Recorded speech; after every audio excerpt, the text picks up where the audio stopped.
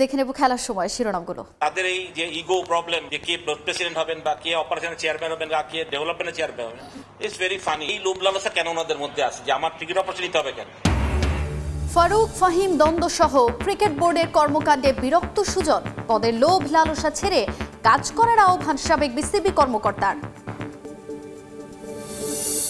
নারীদের প্রথম West Indies সফরের জন্য জ্যোতিকে অধিনায়ক করে 16 সদস্যের দল ঘোষণা। ওয়ানডে সিরিজে 3 পয়েন্ট নিয়ে বিশ্বকাপে সরাসরি খেলা নিশ্চিতের প্রত্যয়। এবং বছরের প্রথম ঢাকা ডার্বি মঙ্গলবার। ফেডারেশন কাপে মুখোমুখি হচ্ছে আবাহনী মোহামেডান। দুই চিরপ্রতিদ্বন্দ্বী লড়াই ঘিরে রোমাঞ্চিত কুমিল্লার ফুটবল প্রেমীরা।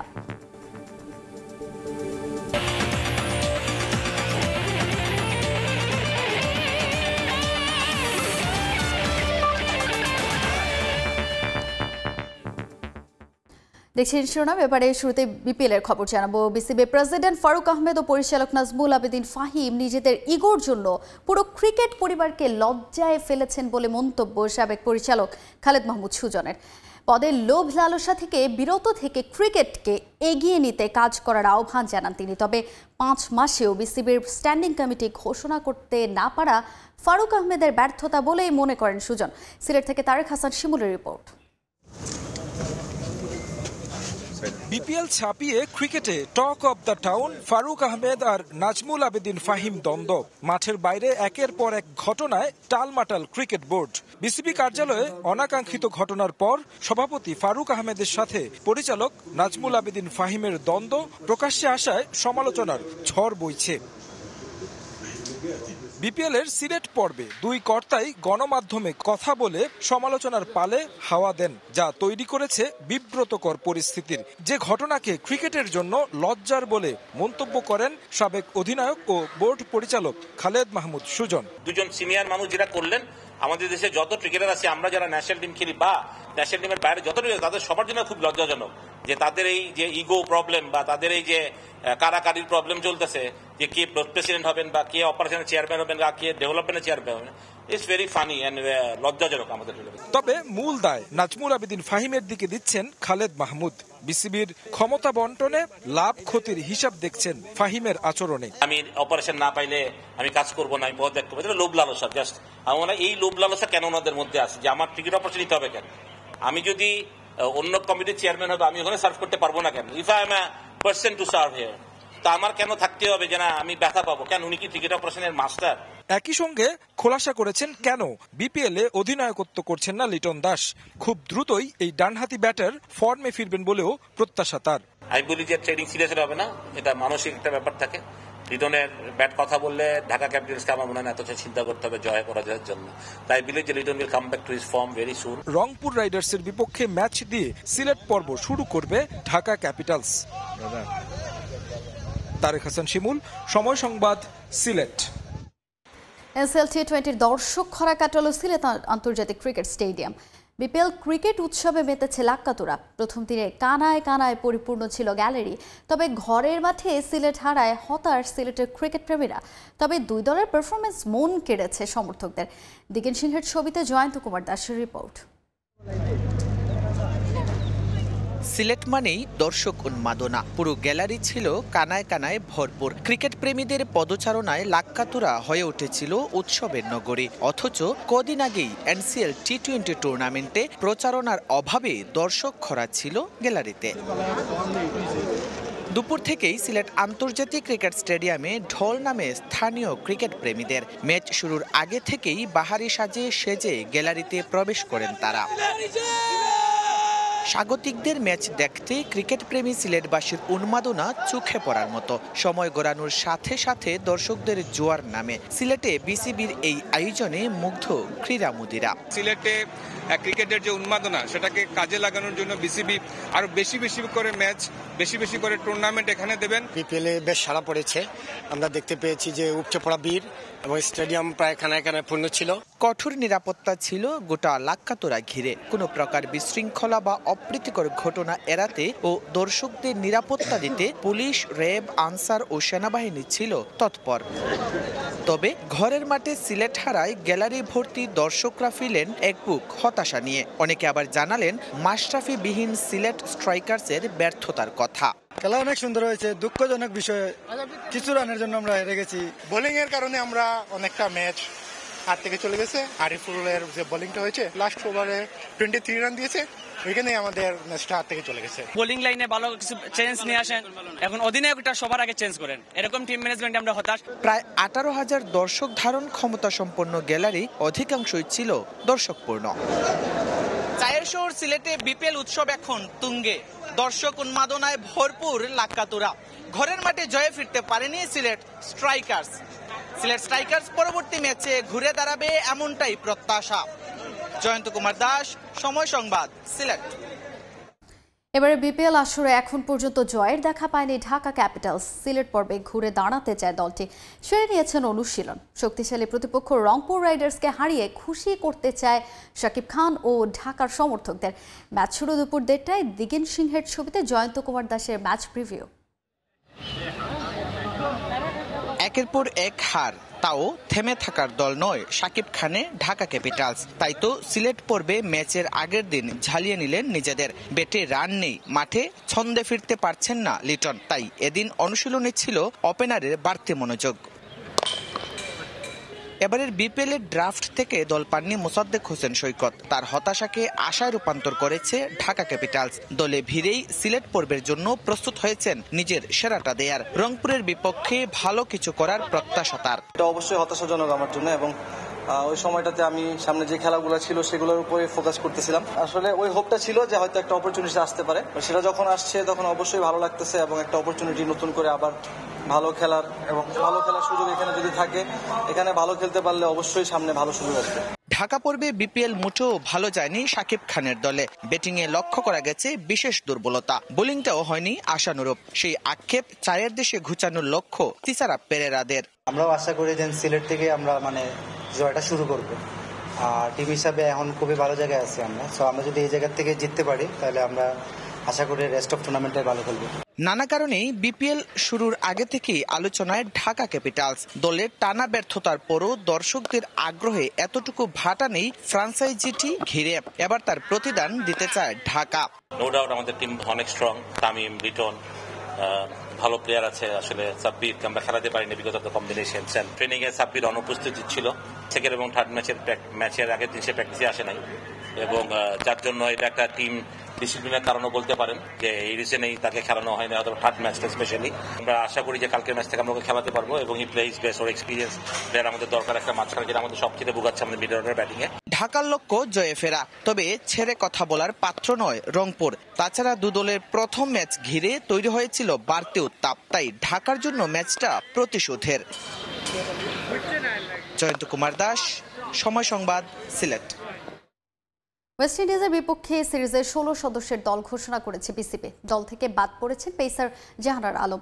প্রথমবারের মতো ওয়েস্ট ইন্ডিজের বিপক্ষে সিরিজ খেলতে যাচ্ছে বাংলাদেশ নারী ক্রিকেট দল। 3 ম্যাচের ওয়ানডে ও একটি টি20 সিরিজ খেলবে টাইগ্রাস বাহিনী। অধিনায়কত্ব করবেন নিয়মিত অধিনায়ক নিগার সুলতানা জ্যোতি। এবারের দল থেকে বাদ পড়েছেন পেসার জাহানারা আলম। এছাড়াও দলে আছেন স্বর্ণা, মুর্শিদা, সুপ্তা, সোভানা মোস্তারি, লতা মণ্ডল, ফাহিমা, ফারিহা তৃষ্ণারা। ক্যারিবিয়ানদের বিপক্ষে এই ওয়ানডে সিরিজ আইসিসি নারী চ্যাম্পিয়নশিপের অংশ হয়, বেশ গুরুত্বপূর্ণ বাংলাদেশ দলের জন্য। অন্তত 2 ম্যাচ জিততে পারলে উইমেন্স চ্যাম্পিয়নশিপের পয়েন্ট টেবিলের শীর্ষ 6 জায়গা করে নেবে টাইগ্রাস। বর্তমানে 19 পয়েন্ট নিয়ে টেবিলের 7 অবস্থান বাংলাদেশের। সিরিজের 2 ম্যাচ জিততে পারলে নিউজিল্যান্ড ও শ্রীলঙ্কাকে ওয়ানডে বিশ্বকাপে পেছনে ফেলে ওয়ানডে বিশ্বকাপে সরাসরি খেলা নিশ্চিত করতে পারবে জ্যোতি নাহিদারা। আগামী 19 জানুয়ারি প্রথম ওয়ানডেতে মাঠে নামবে দুদল।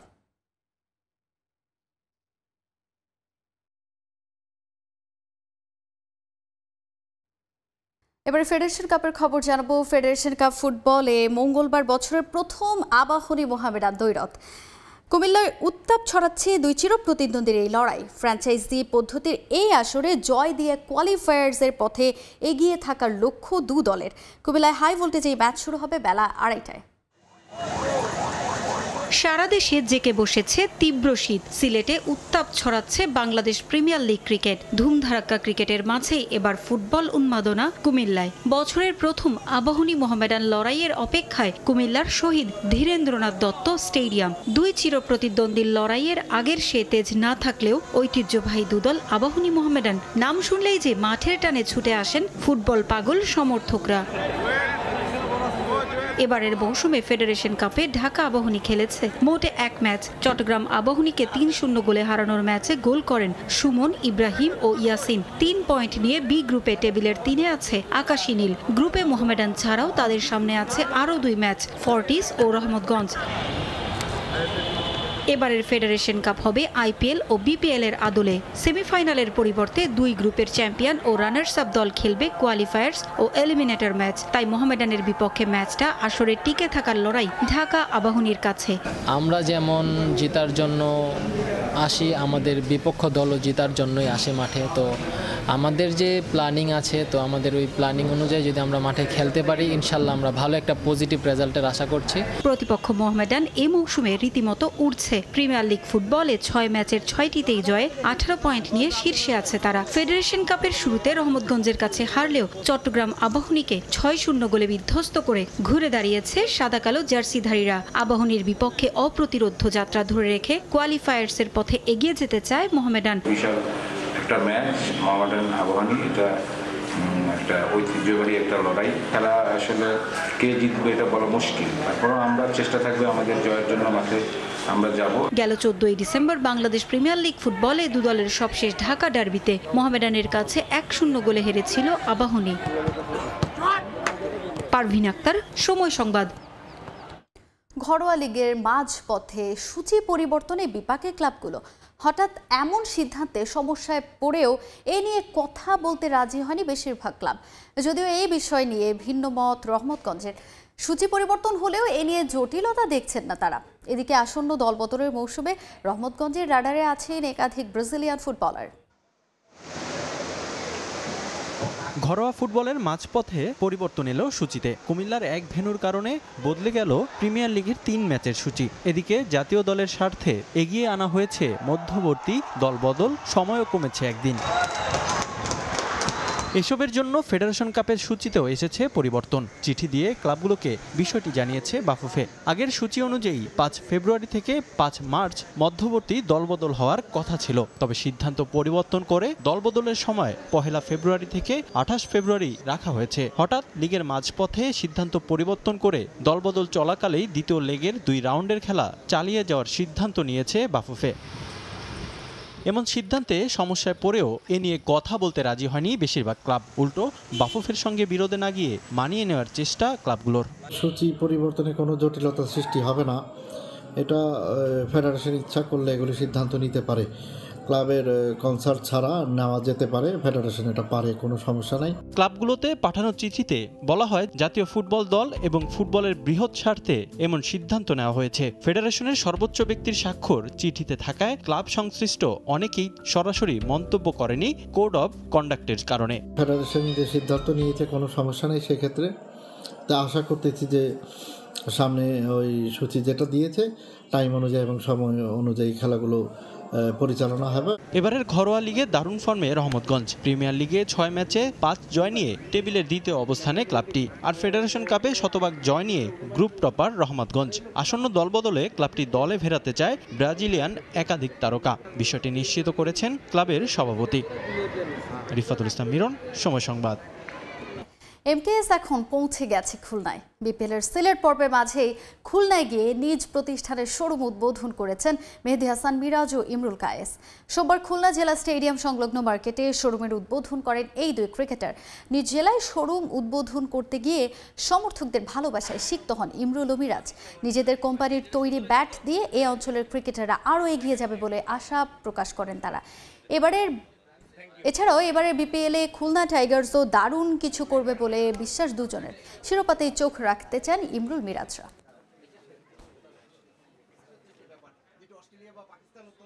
এখান থেকেই আমি প্লেয়ার হয়েছি। আমার সত্যি কথা বলতে আমার কাছে খুব ভালো লাগতেছে, যেহেতু আমরা ক্রিকেট প্লেয়ার ছিলাম, আমরা জানি একটা ব্যাট কতটা ইম্পর্টেন্ট প্লেয়ারদের জন্য।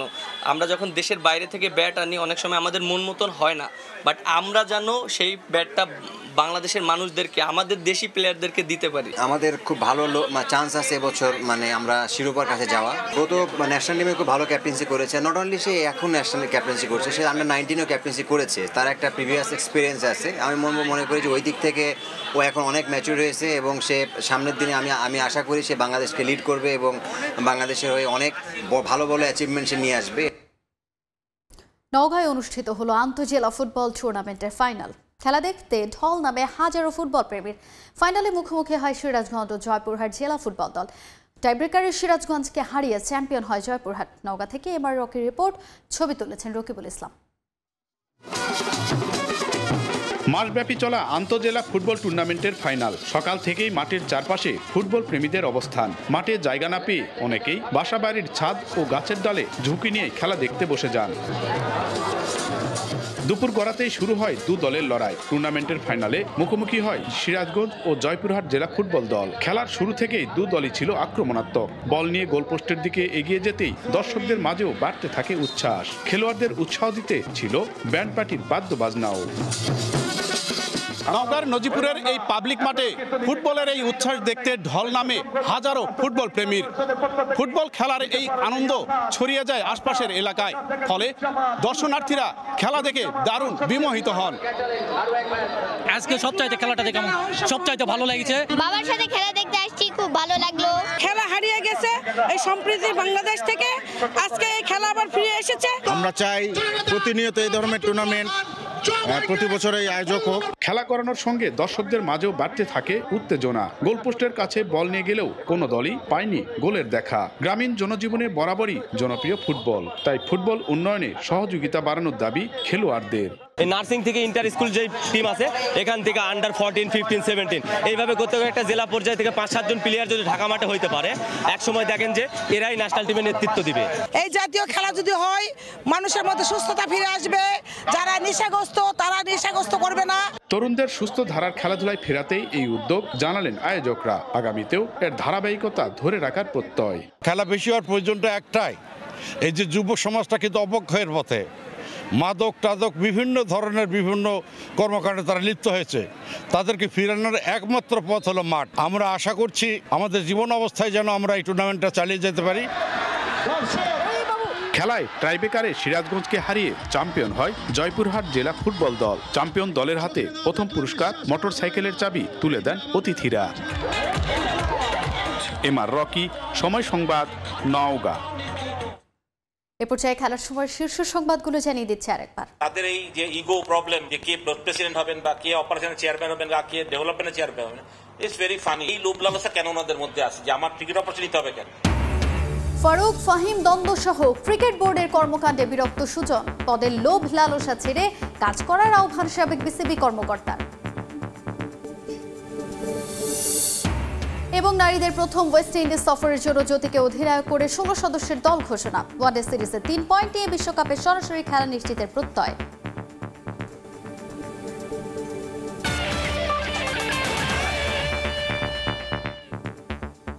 এই ছিল খেলার সময়ের এখনকার আয়োজনে। সঙ্গেই থাকুন সময়।